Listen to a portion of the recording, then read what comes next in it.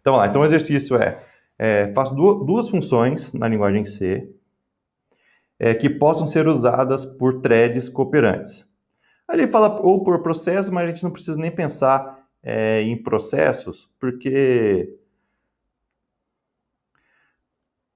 não é a nossa ideia agora de estar brincando mais com threads cooperantes, tá?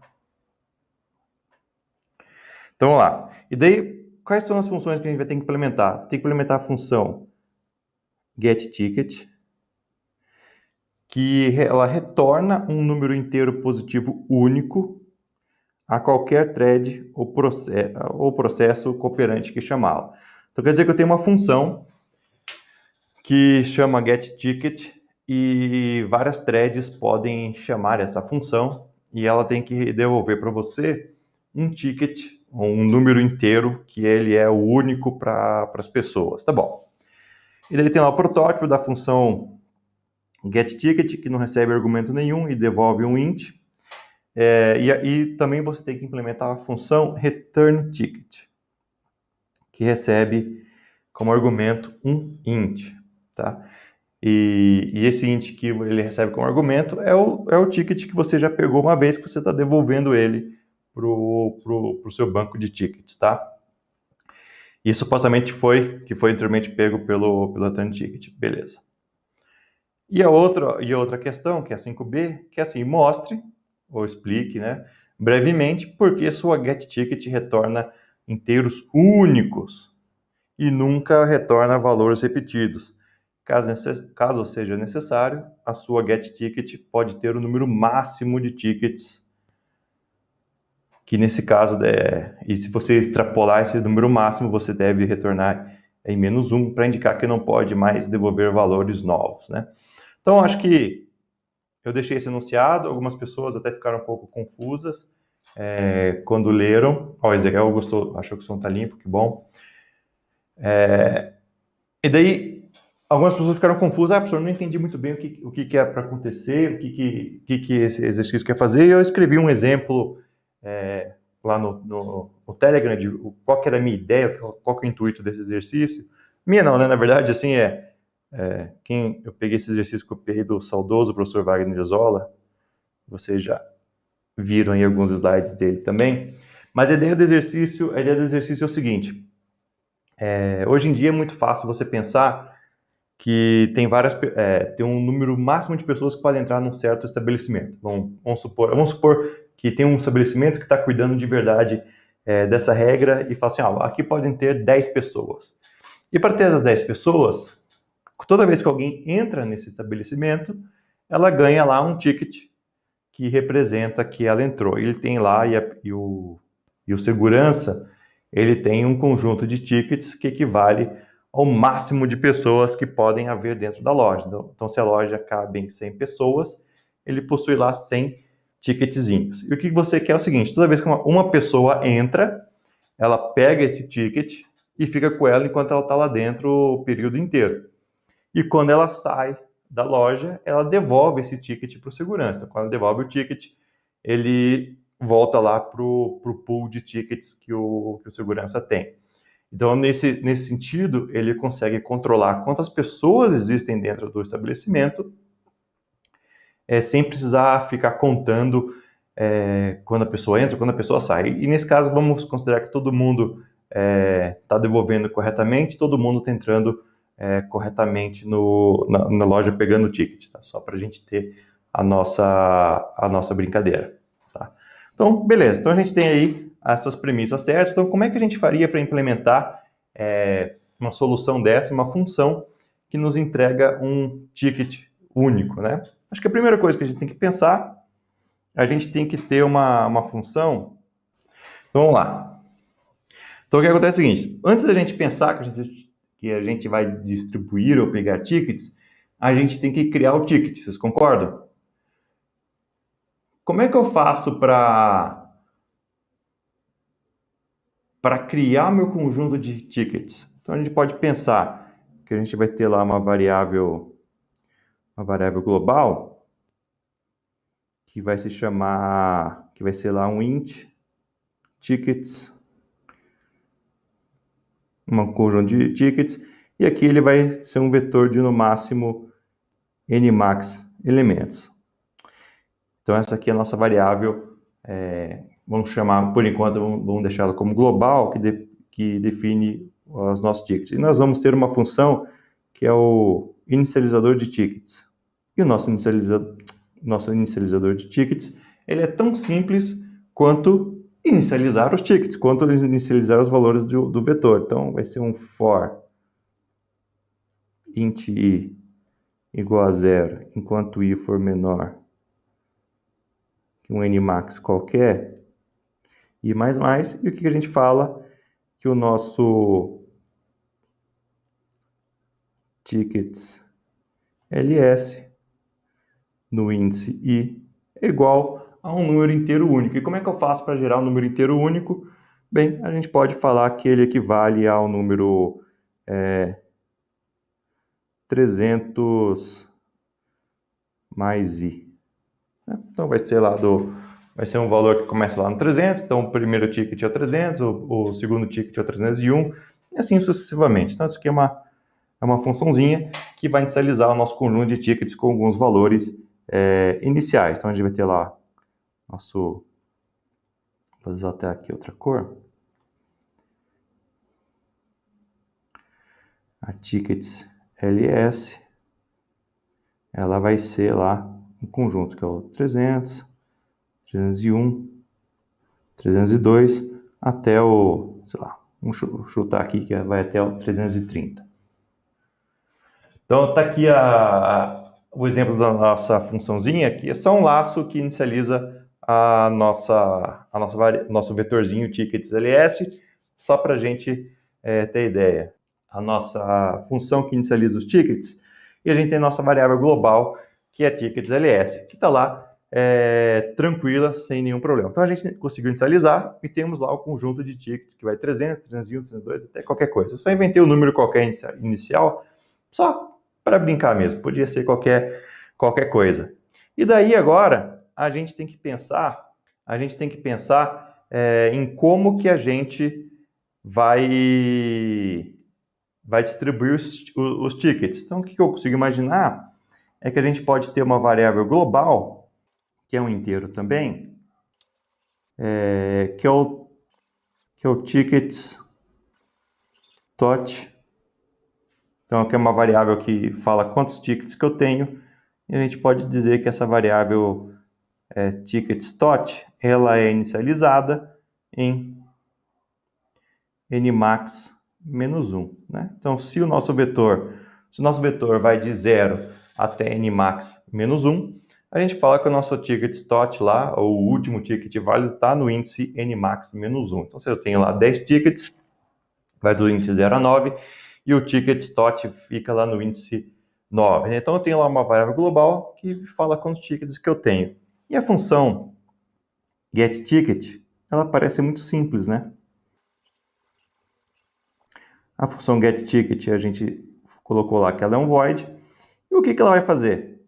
Ela vai ver se a gente tem ticket sobrando. Então, assim, if tickets tot maior ou igual a 0, melhor dizendo, se for menor que 0, ou seja, se eu não tiver nenhum ticket, a gente poderia dizer lá que podia dar um return menos 1.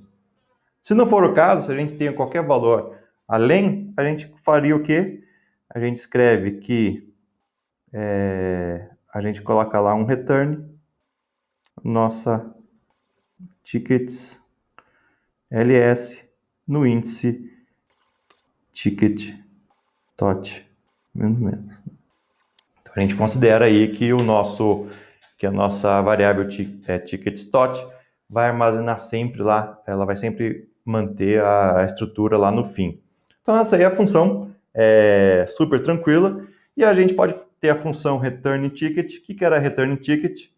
Deixa eu voltar aqui só para a gente lembrar como é que era a função. A return ticket, ela é um void return ticket, e ela só recebe um inteiro t qualquer. E a nossa return ticket pode ser simplesmente uma void return ticket que recebe o tzinho lá de volta. E o que você faz? você escreve lá que tickets ls no índice mais ticket tot é igual a t. Então, só faz isso, né? Então, vocês conseguem perceber bem que isso aqui equivale a uma pilha, né? Então, vamos pensar no nosso caso base aqui. Vamos dizer que o nosso Nmax é 3. Então, se o nosso Nmax é 3, a gente chamaria o nosso init tickets com esses parâmetros, ele ia inicializar 3 valores, o 300, o 301 e o 302, certo?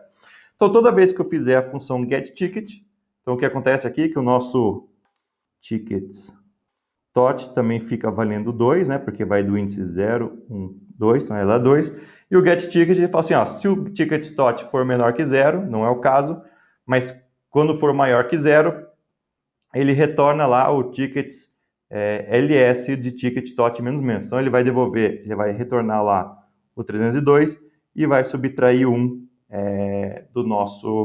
do nossa variável tickets tot. Então a gente ficaria com mais 2 tickets apenas, tá? E que a gente roda um getTicket de volta, ele devolve o 301 e o nosso ticket tot ficaria 0 e a gente pode chamar mais uma vez a getTickets que vai devolver lá o 300 e vai ficar aqui com menos 1. E depois a gente pode receber de volta os tickets. Então, se eu mandar devolver o 302, a gente vai receber aqui o 302, e aqui passa a valer 0. Depois eu posso receber o 300, aí passa a valer 1, e eu posso receber o 301, e a gente tem de novo o nosso ticket tot valendo 2, e os nossos elementos estão de volta na nossa variável de getTickets, né? Até aí, você fala, mas professor, pô, coisa mais tranquila, né? Assim, tá resolvido, o problema é super simples. Só que a gente tem um problema. O problema é que essas funções getTicket e returnTicket, elas têm que ser thread safe, ou seja, eu posso ter mais de uma thread chamando a função getTicket, eu posso ter mais de uma thread chamando returnTicket, ou eu posso ter uma thread chamando getTicket e uma thread chamando returnTicket, um conjunto chamando getTicket e outro conjunto chamando returnTicket, tudo ao mesmo tempo. Então, quando isso acontece, aí as nossas funções de getTicket, elas vão ficando instáveis. Então, a gente pode pensar que o nosso programa principal, ele teria uma cara desse tipo aqui. A gente teria lá um int main void. A gente chamaria claramente a nossa init tickets, só para inicializar os nossos tickets. E depois a gente poderia criar um conjunto de threads. Seria lá, vocês já sabem fazer a função, né? Um for int i igual a 0 e menor que 10 e mais. A gente pode chamar lá a função lá um pthread create, e a gente chama lá um etid. Vamos até... A gente teria aqui um pthread tid. Aí vocês vão ter que ajustar isso aqui. A gente fala pthread thread, fala lá que não tem nenhum argumento e chama a nossa função func da thread. Depois vocês ajeitam essas chamadas aí. E depois o que a gente tem que fazer aqui é só mais um for de int i igual a 0 e menor que 10 e mais. A gente faz aqui um pthread join. Um pthread join de tid no índice i. Então, lá, a gente fica lá aguardando nossas threads e depois a gente pode dar um return. Não tem problema. E a nossa função, a função da nossa thread, func da thread, ela vai ser só uma brincadeirinha do tipo um int x igual a um get ticket, e aí um while 1, sleep, um valor, fazer um sleep de um número pseudo aleatório qualquer, a gente dorme lá, e aí a gente faz lá um return ticket X. A gente pode só inverter aqui a posição, né, para simplificar a nossa vida. Então a nossa função de thread ela é tão simples quanto apenas ficar no loop infinito. Ela pega um ticket, dorme por um tempo aleatório e devolve o ticket. Ela pode até, depois que ela pegar o ticket, ela pode até imprimir aqui um printf peguei %d x, né? Então ela pegou lá, ela falou assim, peguei o ticket tal. Então pimba, ela vai lá, ela imprime o ticket. Só que aí começa a ter um problema. Quando a gente fica executando esses códigos, essas funções, fica executando com 10 threads distintas, pegando o ticket, não pegando o ticket e fazendo qualquer loucura, vai ficar instável, né? Porque com várias threads entrando na função getTicket, e isso a gente já viu acontecendo, se você voltar lá para a aula de threads, que eu falei de threads na prática, eu mostrei que isso acontece. Se tiver duas threads ao mesmo tempo executando a função getTicket e elas ao mesmo tempo começarem a modificar as variáveis ticketLS, né, que é o nosso vetor, e a modificar o nosso ticket.tot, quer dizer que vai dar algum problema. Os valores serão imprecisos e incorretos depois de talvez algumas centenas de iterações ou apenas algumas 3, 4 iterações, já começa a ficar problema. Então, quer dizer que a gente tem uma região crítica. Então, a região crítica é sempre que a gente tiver que ler a variável ticket.tot. Então, a região crítica. Região crítica ela envolve ler a tickets.tot e também envolve gravar a tickets.tot. E além disso, não só ler a tickets.tot, nem gravar só ali a tickets.tot. Quando que a gente lê a tickets.tot? A gente lê quando está aqui, a gente lê quando está aqui e a gente lê quando está aqui.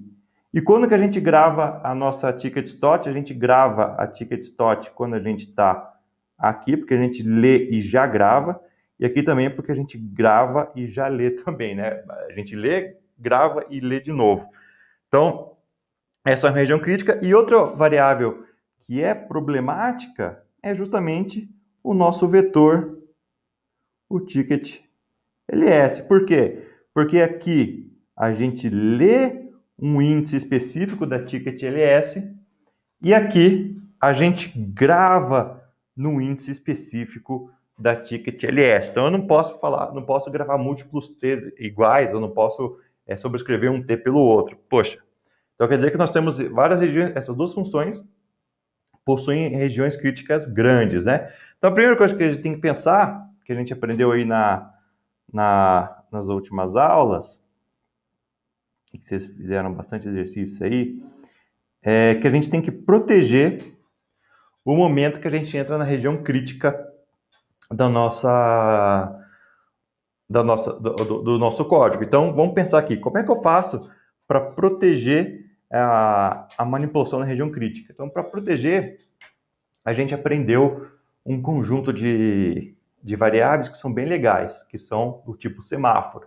Então, as variáveis semáforo, e elas podem ser o mutex, quando são binários, eu consigo garantir que somente um processo ou uma thread esteja executando naquele lugar. Então, para a gente ter uma variável do tipo semáforo, a gente tem que incluir alguns cabeçalhos.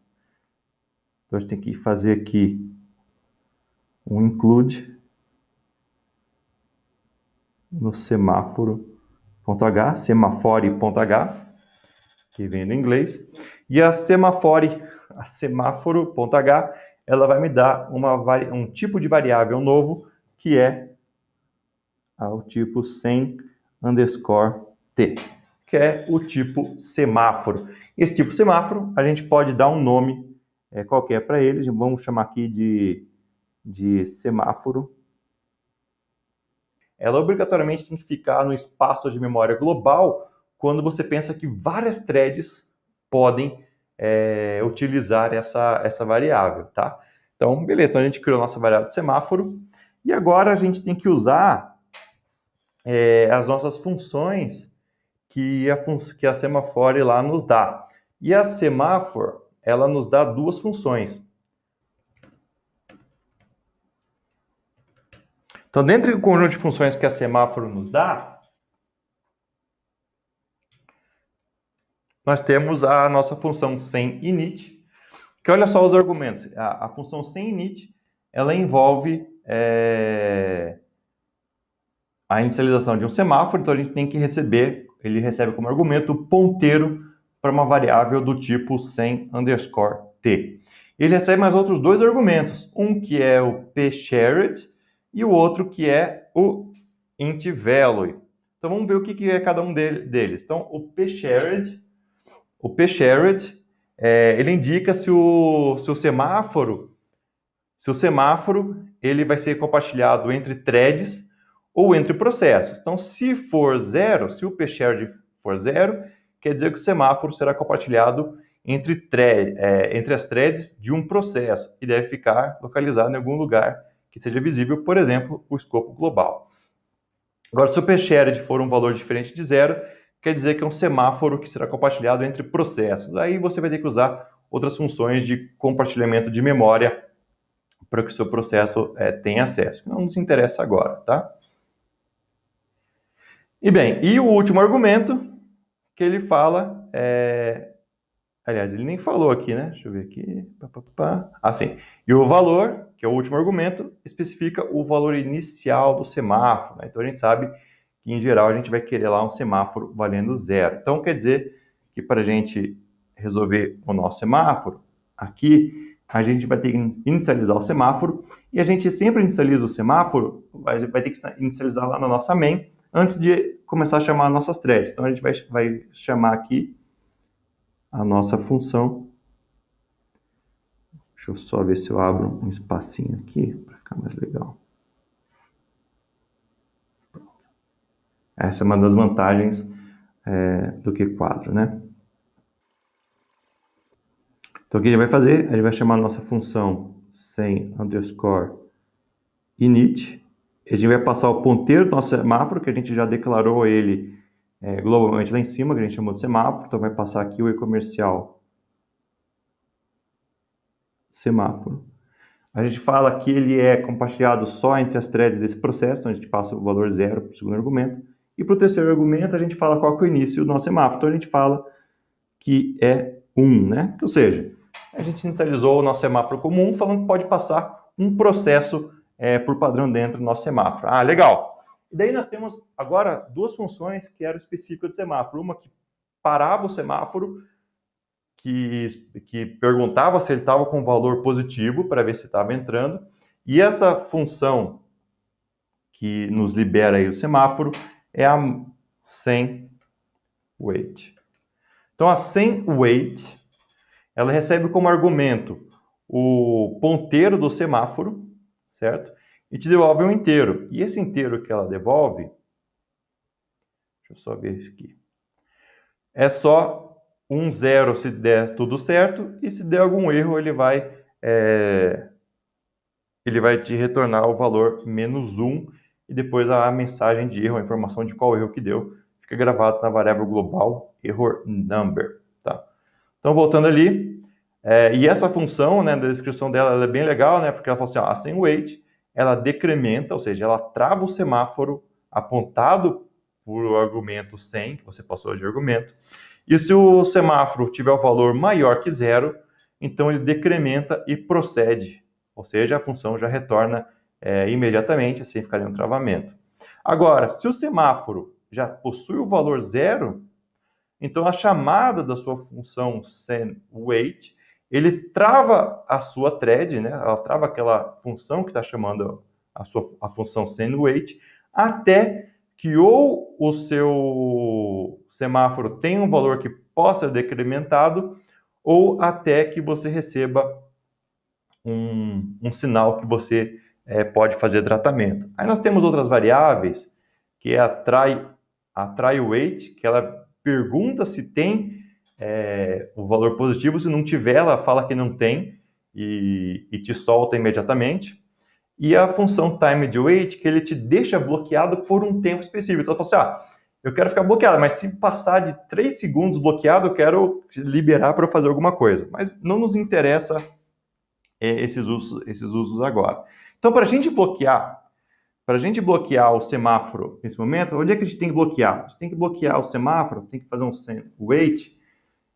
Isso mesmo, Eric. O send wait é o lock, é o down do nosso semáforo, que a gente, em português, falou que era o P de para, né? Então, a gente vai ter que fazer um send wait sempre no início aqui das nossas funções. Então, um wait e semáforo. Então, tanto a return ticket quanto a get ticket vão ter que fazer ali um send wait.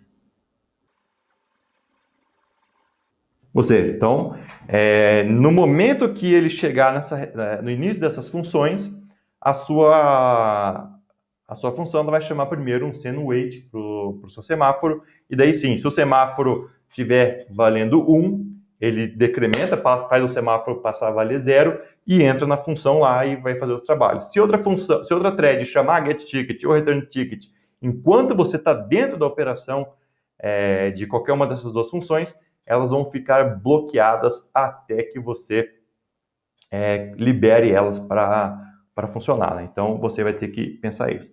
E agora a gente precisa descobrir qual que é a função que faz o nosso semáforo andar para frente. E a função que faz o nosso semáforo andar para frente é a sendPost. E a sendPost, ela também recebe apenas um argumento, que é um ponteiro para variável do tipo send_t, né, do tipo semáforo. Então, aí a sendPost, ela incrementa, ou seja, ela destrava o semáforo apontado para send, que é o argumento que ele recebeu. E se o valor do semáforo ficar maior do que 0, aí outro processo que estava bloqueado, outro processo já estavam bloqueados pela sendWait, serão acordados e desbloqueados e poderão travar o semáforo novamente, tá? Então, é isso que a nossa função sendPost faz. É uma função que não é blocante no nosso sentido de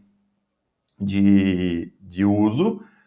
Ela vai devolver para a gente sempre. Você pode chamar múltiplas vezes o sendPost, daí você tem que tomar cuidado para não chamar várias vezes para ir somando o semáforo várias vezes, né? E o nosso manual aqui ela já fala que o nosso sendPost ele também é thread safe. Então, o que a gente tem que fazer agora é só chamar aqui. Aí agora a gente começa a ter um problema, né? Vamos primeiro para o return ticket, que é mais fácil. Então, o return ticket ele vai fazer a operação e a gente tem que fazer aqui um sendPost e comercial semáforo. Então tá aqui. Aí aqui a gente garantiu que o nosso semáforo vai andar para frente, vai somar, e toda vez que a gente terminar a nossa função return ticket, o nosso semáforo vai estar disponível para uso de novo, seja por uma chamada return ticket, como para uma chamada get ticket, né? Então ela está lá e funciona tranquilamente. E daí agora, na nossa função get ticket, você pode pensar, professor, trivial nossa get ticket.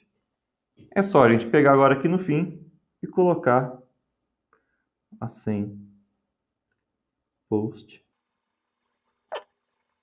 E agora é a hora que eu fico triste que ninguém está comentando nada. Porque o que acontece? Eu não posso fazer isso. Porque se eu faço isso, eu tenho uma certeza. A única certeza que eu tenho é que a função sendPost, aqui no nosso getTicket, nunca será chamada. Mas nunca será chamada. Não, Eric. Aí tudo bem, você pode chamar lá na main, aí no caso não seria nem na main, seria dentro das suas threads, né? Só que tem que tomar cuidado. Aí é um problema que a gente tem, né? É melhor que a sua função, que entra na região crítica e sai da região crítica, que ela trate de fazer os travamentos necessários. Porque se você faz fora, aí eventualmente você vai criar uma outra função. Jacucaca? Jacucaca aqui perto. Porque se você faz a sua chamada fora da função que entra na região crítica, se depois você chama em algum outro trecho do seu código uma função que usa essa região crítica, que você não lembrava que ela era região crítica, pronto, a cagada está feita. Aí você vai ter vários processos cuidando dessa... entrando nas regiões críticas sem terem o tratamento adequado. Então, é mais adequado, é mais fácil para você como programador e para o futuro do seu código, você sempre colocar as suas chamadas de sendPost e sendWait dentro da função que vai fazer a operação crítica. Então, ela que tem que ser a função que trava. Fica mais coeso o seu processo, tá? Por usando aqui informações, Geise. Só que daí o que acontece aqui? Exatamente, como a gente tem o nosso return aqui, a gente sabe que não vai dar certo. Então, o que a gente tem que fazer? A gente tem que ter uma variável, como disse o nosso amigo aí, o Juan Carlos.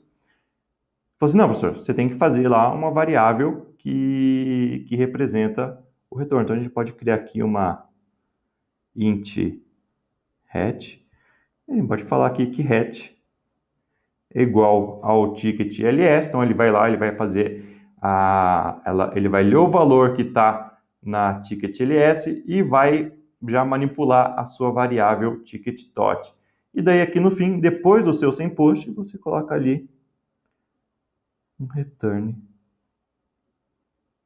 hat. Então tá aqui a chamada da nossa funçãozinha, tá?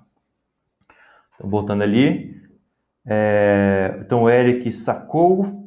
Então você cria uma variável dentro da get para receber o ticket, aí você chama o sendPost, depois você retorna. Exatamente.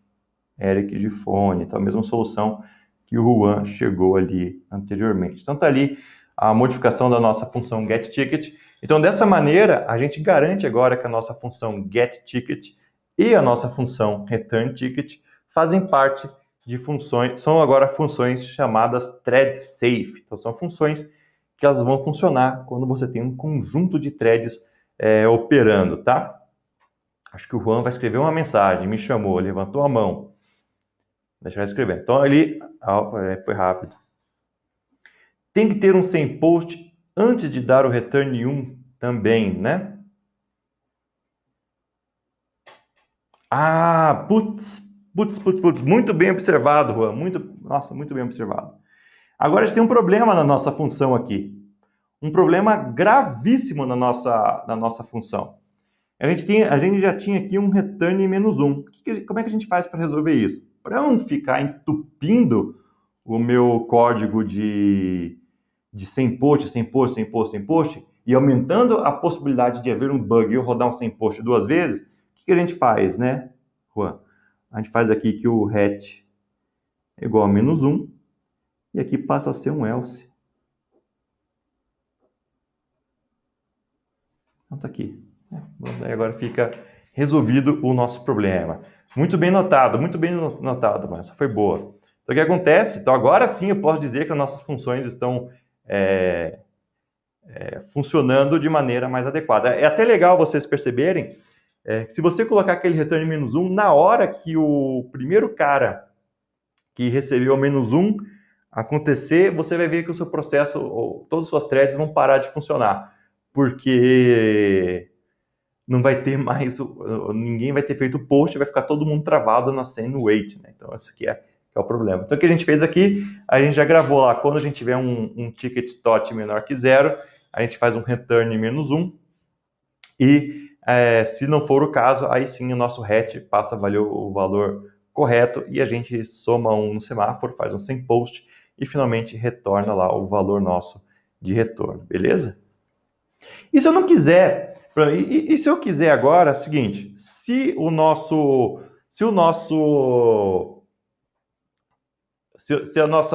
ticket estiver vazio, e se eu quiser que o processo, a thread que chama, vamos falar o seguinte, eu quero que obrigatoriamente as threads que chamam a getTicket, elas ganham um ticket válido. Eu não quero que ela passe por um ticket negativo.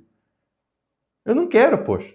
Por quê? Porque se ela passou aqui no ticket negativo, quer dizer, do jeito que a gente implementou aqui, quer dizer que aquela thread conseguiu entrar dentro lá do mercado que tinha um limite de pessoas. Ele entrou com um ticket inválido, que é um ticket -1. Ah, puxa vida, que meleca.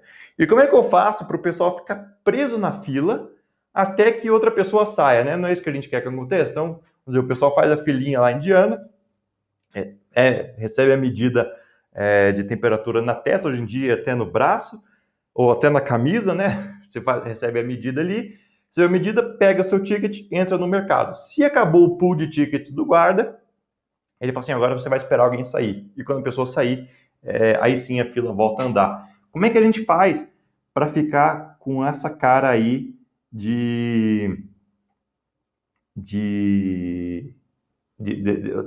semáforo poder andar para cima e para baixo? Como é que a gente faz? Aí a gente pode pensar que a gente tem que ter um segundo semáforo. E o segundo semáforo seria o quê? A contagem de tickets. Então, ele vai ter aqui um 100T, que seria o tickets na caixa. Vamos chamar de tickets livres, porque eu vou ter que escrever mais daqui a pouco. Então, a gente vai ter aqui o nosso outro semáforo, que armazena os nossos tickets livres. Deixa eu só tirar meu teclado aqui. Beleza, então beleza. E com que valor que a gente inicializa a nossa variável de tickets livres? Vamos comentando aí. Então, no início, quando a gente vai inicializar a nossa variável de tickets livres, é bem fácil a gente saber, né? Então, quer dizer que o nosso 100 init do e livres, 0, ele vai ser quanto? Vai ser o valor de tickets tot.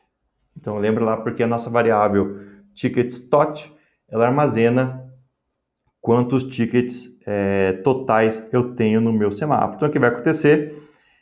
Toda vez que eu devolver um ticket, quer dizer que sempre soma 1 no meu tickets livre, certo?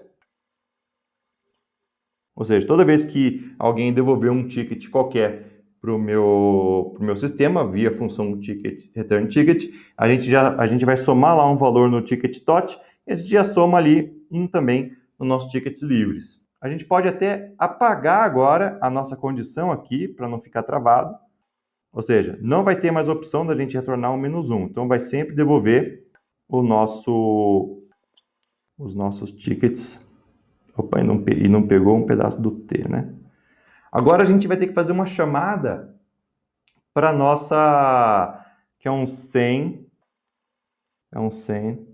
wait, aonde? Na tickets livres. Então, o que a gente fez aqui nesse momento? Quer dizer que toda vez que eu executar a minha função de getTicket, o que eu vou fazer? Então, quando eu entrar na minha função de getTicket, o nosso semáforo que garante que só um processo entra na região crítica, ele vai abrir aqui, a gente cria uma variável de retorno, e eu faço aqui um send_wait na minha tickets livres. E depois que eu faço send_wait na tickets livres, eu retiro o ticket do meu conjunto de tickets e somo um de novo aqui no meu semáforo e vou embora seguindo o meu processo.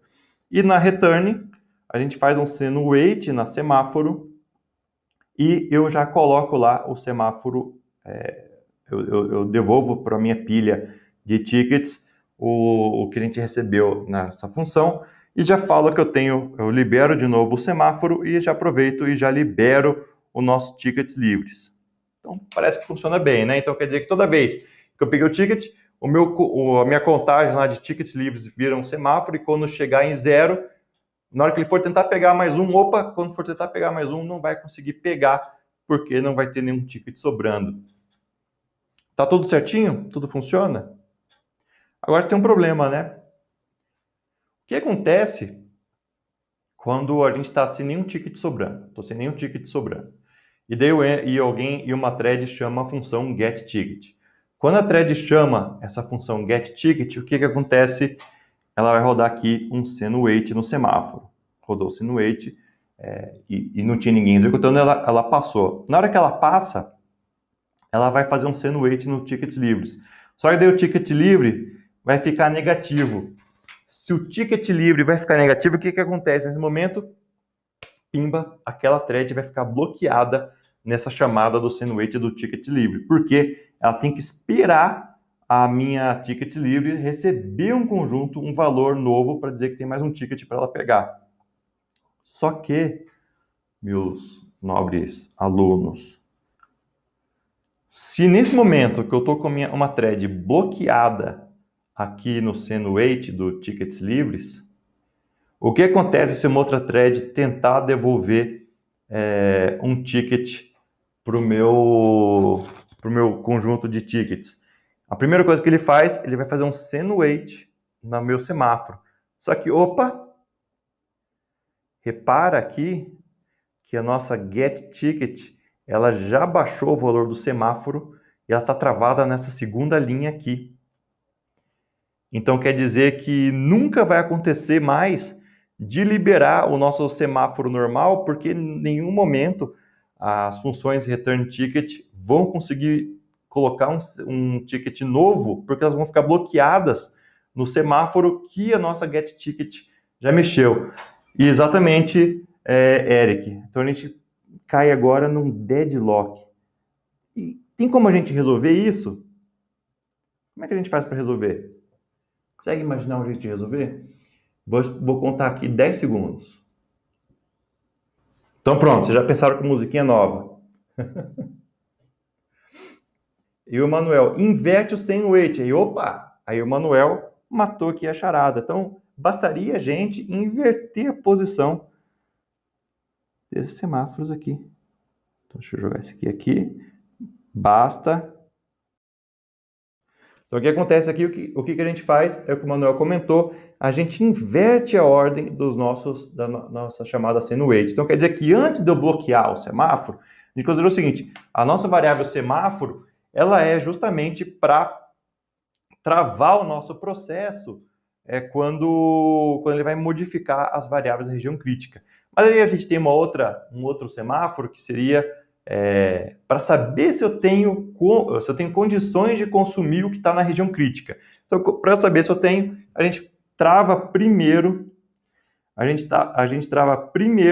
o tickets livres para depois travar o semáforo. Então, o que vai acontecer? Imagine que não tem nenhum ticket livre e alguém pediu um ticket. Então, na hora que ele pediu o ticket, ele vai travar aqui no send wait do ticket livre, então ele vai ficar parado esperando alguém liberar o ticket livre. E daí, se uma outra thread for devolver um ticket que ela tem que devolver, ela vai lá, ela vai fazer um down primeiro no semáforo, ou seja, ela não vai nem se importar com o ticket livre. Então, ela faz o down no semáforo, que vai funcionar, ela faz a operação de devolver o ticket, logo em seguida ela libera o semáforo, porque daí qualquer um outro pode devolver outro ticket, fazer qualquer coisa, e eu já faço um send post no tickets livres. Opa, incremento 1 no tickets livres. E daí naquele momento que a thread que estava ocupada, bloqueada aqui no tickets livres, ela pode ser desbloqueada. Então ela desbloqueia, entra no send wait do semáforo, ou seja, se não tiver ninguém devolvendo o ticket nesse momento, ela entra, ela passa do send wait, deixa travado, faz a operação crítica, que é mexer no nosso vetor aqui de tickets e faz as manipulações necessárias, e daí sim eu faço um send post no semáforo para liberar o pessoal de entrar na região crítica e eu posso devolver o ticket retornado. Então agora a gente garante que as threads vão ficar blocadas quando elas não tiverem tickets para receber, que é exatamente o que acontece na fila aí, quando você vai controlar quantas pessoas podem entrar no mercado ou em algum outro lugar aí para resolver os problemas. Beleza, pessoal? Bem tranquilo, né? Assim, geralmente esse tipo de exercício é um pouco difícil para você entender direitinho o que está fazendo, a gente gasta um tempo entendendo, mas ele é bem entendível, né? Então, agora imagino que deve ter dado uma clareada na cabeça de vocês aí em relação às coisas que a gente precisa fazer. Então, o que seria bom é vocês implementarem agora de verdade esse código na máquina de vocês aí. Então vocês implementam as threads, faz uma thread gulosa que ela pega um monte de ticket e não devolve nenhum e vê como é que o pessoal fica travado, e assim por diante.